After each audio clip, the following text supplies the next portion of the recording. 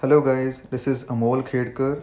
Today I'll be discussing about the topic that you see on your screen, which says housing prices up 9% in last 1 year across 9 cities in India. Before we get started, please don't forget to subscribe to my channel so that I can bring to you these kind of interesting and informative videos on a daily basis. Let's get started. As you know, India is going through a lockdown right now, and uh, many people are in their houses and they are not able to go out at any cost. Even then, the housing prices in India have risen up by almost 9%. Okay, just imagine this across 9 cities in India, and Hyderabad saw the maximum increase of 9% in basic selling price to rupees 5434 per square foot. Okay, Hyderabad saw the most increase among the 9 cities that are listed in this article. Okay, so this just goes on to say something that I've always pointed out, that India has a significant demographic advantage, and that is the reason why India is rising in this kind of situation even after demand slowdown and oversupply. Okay, just imagine this. It's not that easy for a market to rise by 9%. Okay, to appreciate by 9% when there is a demand slowdown. Obviously, there's a demand slowdown because nobody is going out to purchase houses. Okay, and oversupply, like as you know, the real estate market in India is not that good at the moment. Okay, there are many houses that are empty at this point, and the supply is really too much, and people are not willing to buy those houses because obviously the economic situation is not that good. Okay, so I'll just read out a few things from this article. Housing prices have increased by up to 9% in the last 1 year across 9 major cities, despite demand slowdown and oversupply in the overall property market. Okay, this is in accordance with News Corp backed Prop Tiger data. Prop Tiger is a very important magazine that publishes real estate data in India. Okay, according to the housing brokerage firm's report, the weighted annual average prices rose in 7 cities, while rates were stable in one city and declined in another one during January to March 2020 compared to the corresponding period previous year. Okay, Hyderabad saw the maximum increase of 9%. Okay, then you have 6% in Ahmedabad. Okay, then you have 4% in Pune.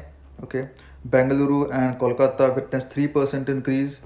Then you have Mumbai metropolitan region, the MMR region, rates were up by 2%. Okay, housing prices in Noida went up by 1%. Chennai rates were flat and Gurugram rates went down. Okay, just understand this. It's a very interesting thing to understand. So I'll just look at the 9 cities that are being portrayed over here. Hyderabad, as we all know, is trying to emerge as an IT alternative to Bangalore or Bengaluru. Okay, and that's why many IT companies are trying to get to Hyderabad, and that's why I think the housing prices are going up. Just my assessment. Okay, then you have Ahmedabad. Again, it's a pretty big city, and it's the major city in Gujarat, right? And that's why the housing prices are rising by 6%. Then you have Pune, which is my hometown. Okay, I was raised and born. I was born and raised in Pune, and the prices in Pune are increasing by 4%. Okay, and the fun part about this is that Mumbai and Pune are the two biggest cities in the state of Maharashtra. Mumbai is increasing by just 2%. Pune is increasing by 4%. Since my childhood, I have seen people say that Mumbai has higher appreciation rate than Pune, but somehow, we are seeing a reverse trend right now. Bengaluru and Kolkata witnessed 3% increase in prices. Okay, Kolkata is really trying to emerge as the eastern big city, right? Eastern metropolis. Okay, and Bengaluru, obviously, I mean, it's the biggest IT hub in India, so definitely it's going to see a 3% increase. Then you have Mumbai metropolitan region with 2% increase. In Noida, they were up by 1%, right? So Noida and surrounding regions of Delhi are really facing a very high real estate boom right now because of many companies approaching the greater Delhi region, right? So that's one of the reasons why Noida has increased, but not that much, just by 1%. Then you have Chennai. Chennai rates were flat, right? So Chennai has seen not that much growth in the last 4 to 5 years because obviously Bangalore and Hyderabad really take all the limelight out of Chennai.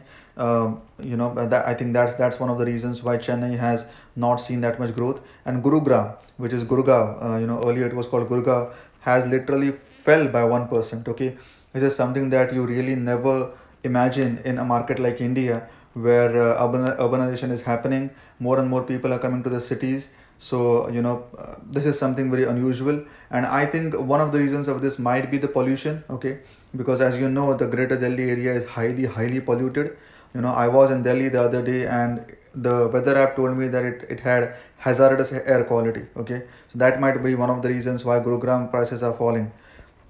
Now this just gives you a breakdown of Gurugram market includes these areas, Noida includes these areas, then new launches. Okay, new launches of the housing projects, they too fell by more than half to almost 35,000 units from 72,000 flats during the period under review. Okay, so more than a half decline for new projects that come up. Okay, the real estate housing projects that come up. Now they give some information about the company that did this analysis.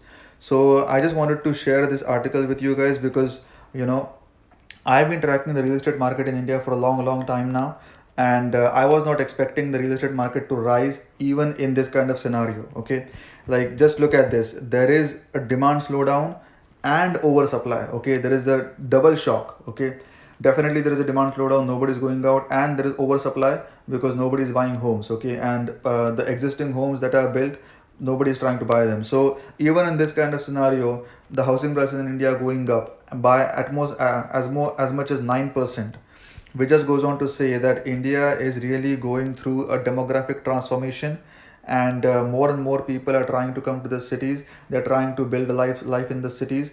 That's why I think even in the worst scenarios, India is definitely going to grow. And my firm belief is that this will be an Indian century, and people in India will have a very good life in the near future.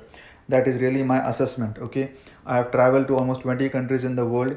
I have seen many countries in Europe, Middle East, and Asia Pacific, and I see very good future for India. Okay, if you look at the projections that were made by IMF in the recent report, India was poised to grow by 1.9%, and China was poised to grow by 1.2%. Okay, so among all the G20 countries, only these two countries had positive growth outlook by IMF. Okay, and India still had higher growth than China. Okay, so just understand this, that India is definitely poised to become a major player in on the world stage in the near future. And in terms of purchasing power parity, my honest understanding is that India will surpass America by 2030 in terms of purchasing power parity ranking. Okay, not in terms of not in terms of nominal ranking.